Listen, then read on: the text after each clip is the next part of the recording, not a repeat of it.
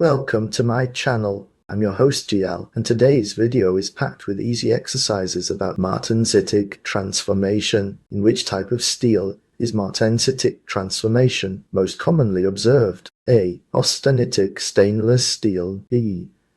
Ferritic stainless steel. C. Carbon steel. D. Duplex stainless steel. E. Precipitation hardening stainless steel. The correct answer is C. Carbon steel. What is the primary characteristic of Martensitic transformation? A. It involves diffusion of atoms. B. It occurs slowly over time. C. It is a diffusionless transformation. D. It only occurs in non-ferrous alloys. E. It requires high temperatures.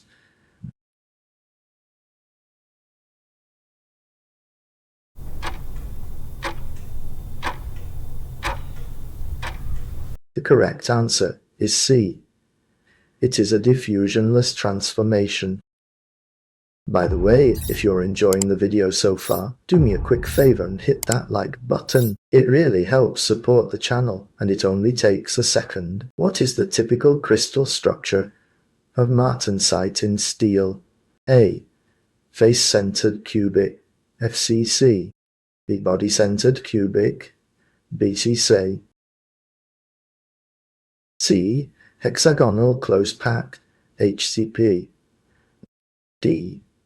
Body-centered tetragonal, BCT. E. Orthorhombic.